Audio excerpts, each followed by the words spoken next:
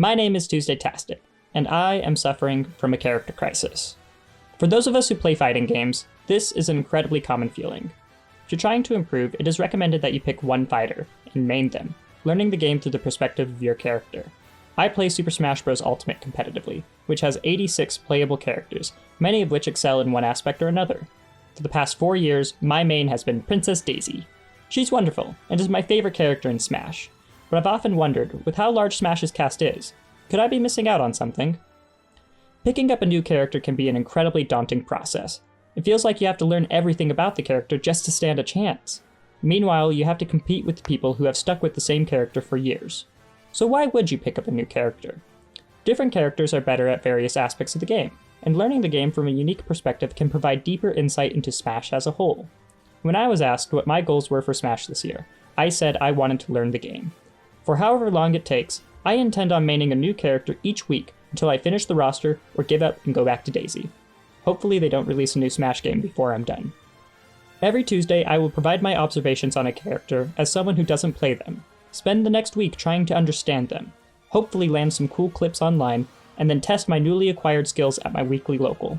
I will then present my findings to you, the audience, and provide resources for those who are interested in learning the character for themselves. This is a brand new series on my blog and this YouTube channel, and I would appreciate it if you liked the video and subscribed. There's no better way to begin this series with none other than the original Super Smash Bros. Himself, Mario.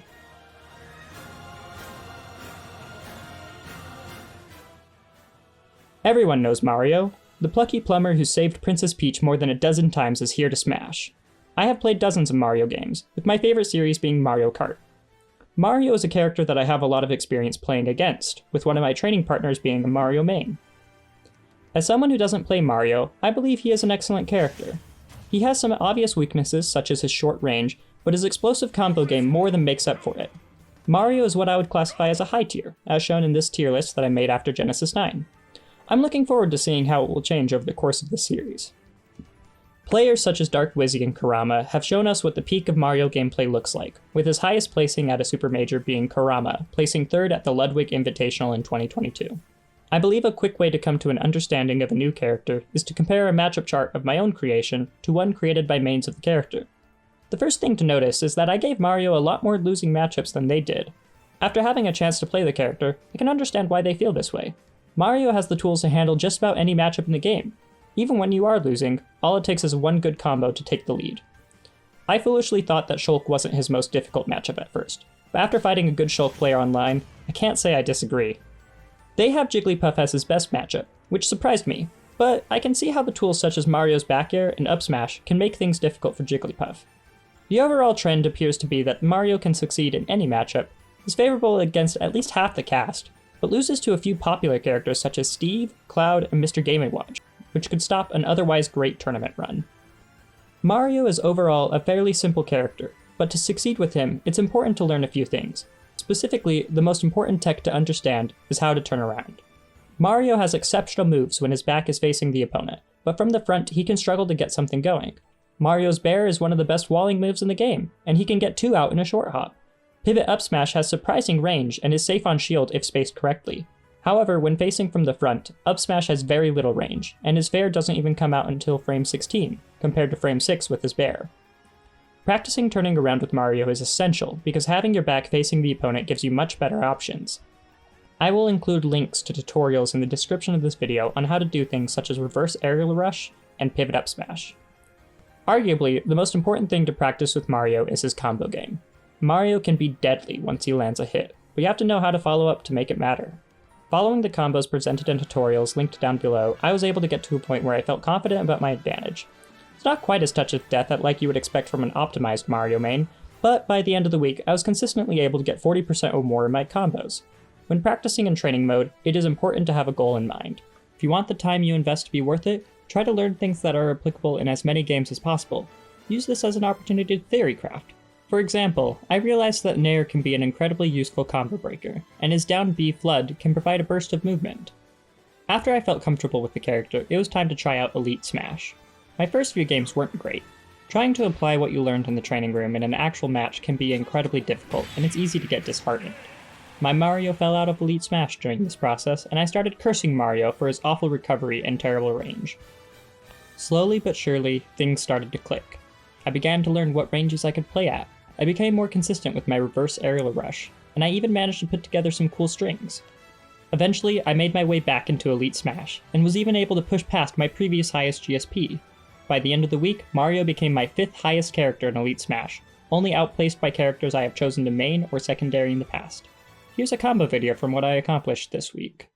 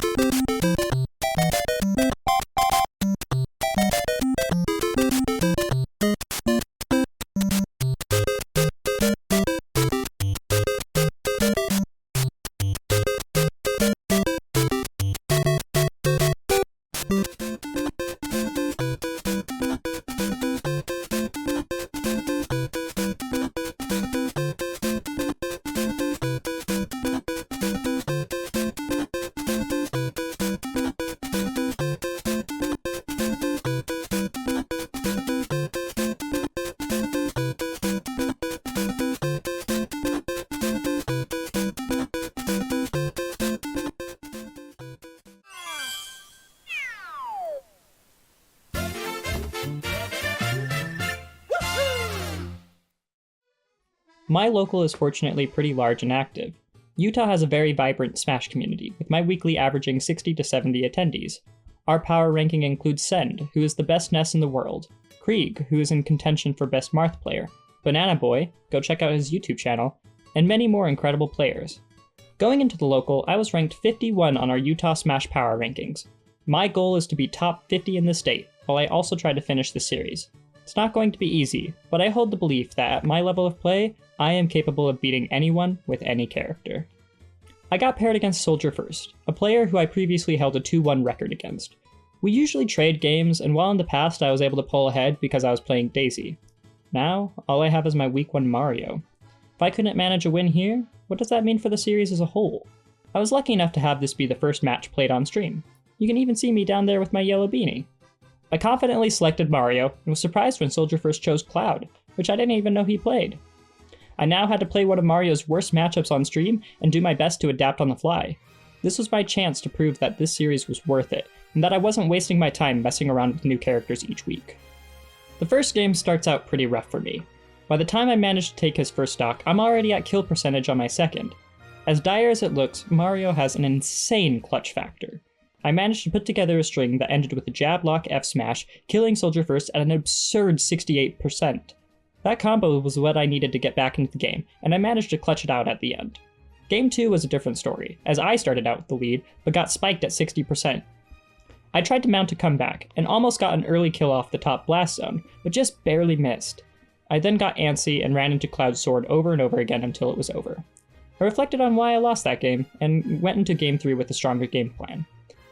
I recognized that I was losing to Cloud because he was free to swing his sword and I had no way to contest it. My game plan then changed to corner Cloud, because there he wouldn't have as much room to throw out hitboxes. It paid off, as I'm able to keep him cornered for his entire first stock.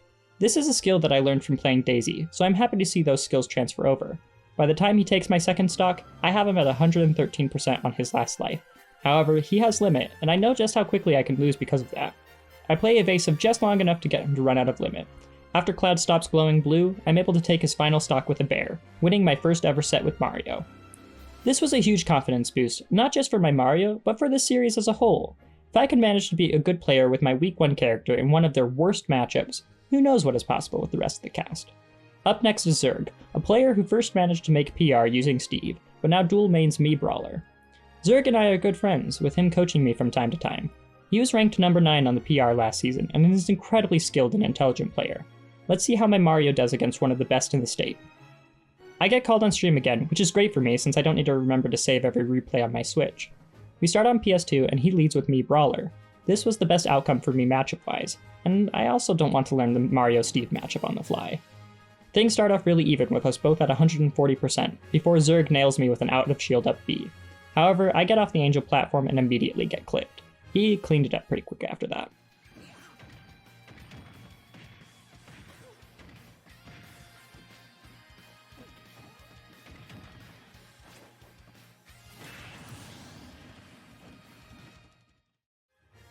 He then chooses to ban Town and City and Kalos, leaving me with Battlefield as an option. Battlefield is Mario's best stage, but I knew something was up. On PS2, I was constantly getting comboed across the platforms, and Mii Brawler is fantastic at comboing you vertically. So I decided to take him to Final Destination instead, which, after talking with Mario main Spicy, at Spicy Mario on Twitter, it turned out to be the correct choice in the matchup. On Final Destination, I take the first stock, and as the match progresses, I manage to take his second stock with only 68% on my second. Final Destination saved me from getting killed by multiple FBs, but isn't enough to stop a raw up smash. Last stock is a nail biter, as we both get up to high percent and do our best to space around each other. At the end though, he catches me off guard with a ledge trump bear that takes the set. I may have gotten farmed in the first game, but by the end of game 2, I had proven that my Mario was a solid character that could put up a good fight against great players. After this match, I got a bye, which paired me up against Koru, a top 25 player in Utah who plays Ness. Last time we fought, I managed to take a game off of him before he beat me. Could Mario make the difference? I waited a pretty long time in between sets, and as a result, I wasn't warmed up when I went to fight Koru. Not that it would have mattered much.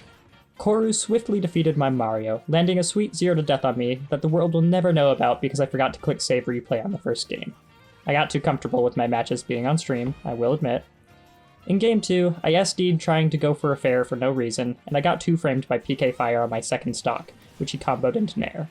I was beginning to mount a comeback because he started trolling me with his jab, but it was too little too late. Final results. I was seeded 36th, and I managed to place 25th out of 69 people. My average at locals is usually going 2-2, so I managed to meet my expectations thanks to the bye. I couldn't have asked for a better character to start the series with. Mario is an excellent all-rounder with fantastic attributes and a well-balanced kit that lets him go toe-to-toe with the whole cast. In 1 week, I managed to refine a character who was solid but mediocre and turn them into a respectable part of my character lineup. If I were to go further with Mario, I would work on optimizing my combo game and really try to pin down my movement so I throw out less fairs when I mean to bear. Mario is a great character to work on my fundamentals with and brought a fluid movement that made playing neutral incredibly engaging. But it's time to move on to another character. Here are the results of my Twitter poll. See you next Tuesday.